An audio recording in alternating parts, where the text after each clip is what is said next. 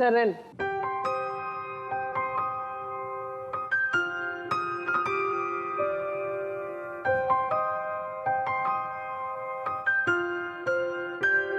Sir చెప్పండి sir వీళ్ళిద్దరి గురించి మీ అనాలిసిస్.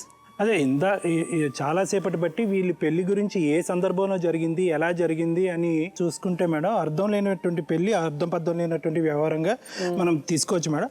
అయితే ఏంటంటే ఎన్నో సందర్భాల్లో మనం ఇక్కడ చూసినటువంటి కేసెస్లో ఇంకొక ఎగ్జాంపుల్ ఆఫ్ బాల్య వివాహం వల్ల బలిపశువు ఇంకొక ఎగ్జాంపుల్.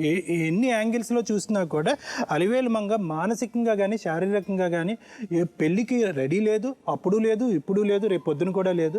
ఎందుకంటే అమ్మాయితో మాట్లాడుతూ ఉంటే కనుక అవగాహన, ప్రపంచ జ్ఞానము, పెళ్లి గురించి ఒక ఆలోచన కానీ, సంసారం గురించి కానీ ఒక అండర్స్టాండింగ్ ఎక్కడ కూడా మనకు కనిపించట్లేదు మేడం. ఇవేమీ కనిపించకపోయినా కూడా 10 నెలల బిడ్డ, ఒక బేబీ, ఇంకో మళ్ళీ 3 నెలలతో కడుపున్నాం అంటే ఏంటంటే ఇది వినటానికి ఎంత బాధగా ఉంది అంటేనమ్మా.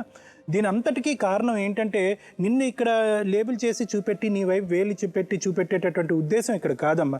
ఇది ఎంత తిరిగి చూసుకున్నా కూడా తల్లిదండ్రుల యొక్క పర్యవేక్షణ లోపం, తల్లిదండ్రుల యొక్క నిర్ణయం లోపం అనే మనం ఇక్కడ చెప్పుకోవాలి. పిల్లల్ని కనేటటువంటి ఓపిక తల్లిదండ్రులకి పిల్లల్ని పెంచేటటువంటి దాంట్లో కనిపించదు. అదేవిధంగా మీ తల్లికి కూడా నాకు కనిపిస్తుంది. ఏంటంటే పిల్లల్ని కంటాం, 5 పిల్లల వరకు కన్నారు. అయితే ఏంటంటే మిమ్మల్ని పెంచి నిలకడగా ఒక మంచి వ్యక్తికి ఇచ్చి పెళ్లి చేసేటటువంటి ఆలోచన వాళ్ళకి కలగలేదు.